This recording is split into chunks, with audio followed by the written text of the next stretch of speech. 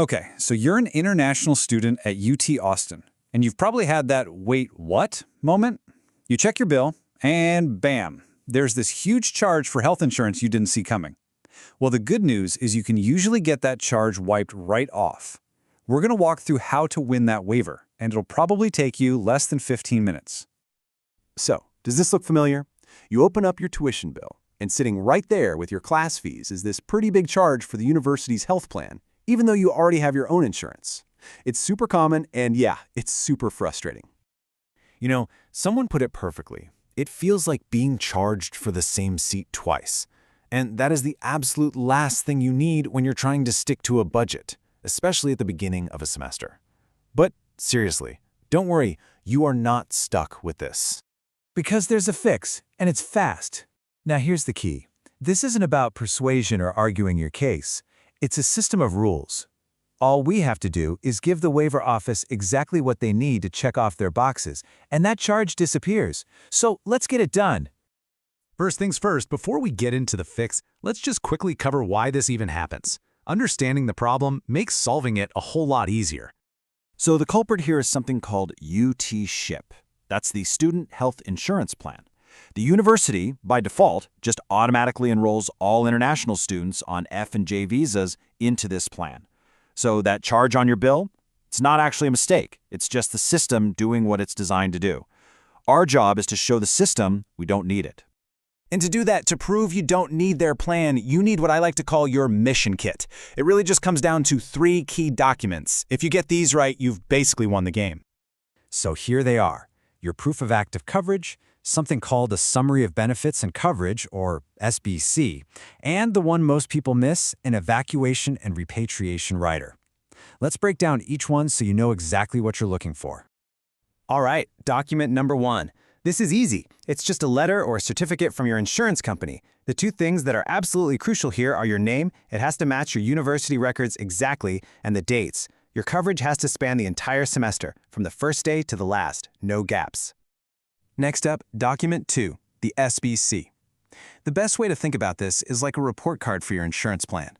The person reviewing your waiver is looking for 2 specific numbers, your in-network deductible and your coinsurance. And here's a little pro tip. Before you even upload this, use a PDF editor to highlight those 2 numbers. Make it impossible for them to miss it. And finally, document 3. Okay, listen up, because this is the one that trips up almost everyone. Your plan, by itself, probably doesn't cover medical evacuation or repatriation, but that's okay. You can buy what's called a rider online in just a few minutes. It's basically a small, separate, and cheap policy that just covers this one specific requirement. Seriously, do not skip this step. Okay, so you have your 3 documents ready to go. Now let's look at this from the other side. What are the exact criteria the waiver office is using to say yes or no? It really just comes down to a simple 3-point check. Your 3 documents, together, need to prove 3 things. 1, your coverage dates are solid for the whole term, like September 1st to December 31st for the fall semester. 2, your costs are reasonable. A good rule of thumb here is having a deductible of $500 or less. And 3, of course, that you have that evacuation and repatriation coverage attached. If you can hit all 3 of these points, you're golden. And if you're wondering why I'm making such a big deal about that 3rd document, well, look at this.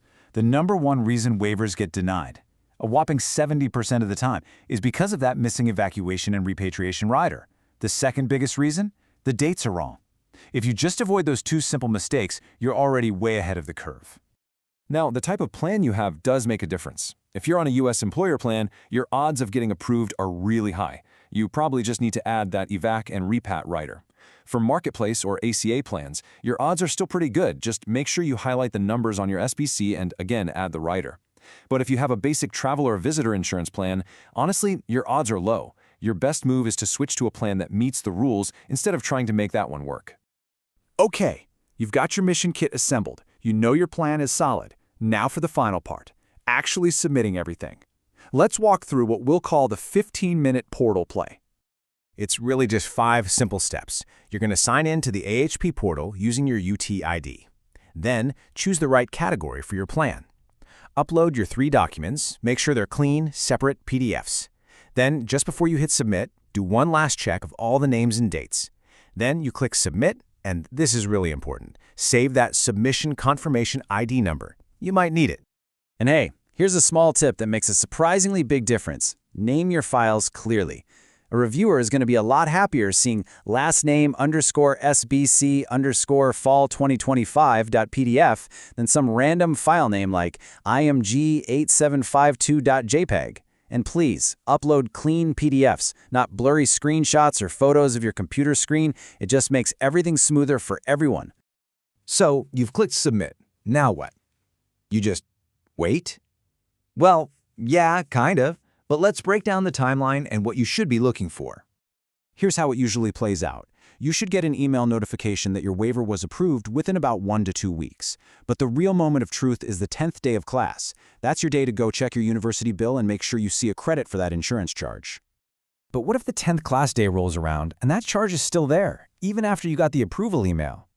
Okay, it's time to send an email, but how you write it really matters.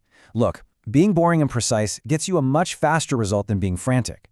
A clear subject line, just the facts, and that submission ID you saved, that's the winning combo. So before you go and start uploading everything, let's do one final pre-flight check. Think of this as your zero denial checklist. Is your SBC a clean PDF? Do your coverage dates span the entire term?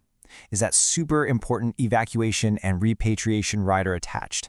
And did you highlight the key numbers? If you can say yes to all of these, you are good to go. And that's really it. You follow these steps, you submit it one time, and you're done. Your waiver's in, the system will process it, and you've just kept about $1,000 in your bank account.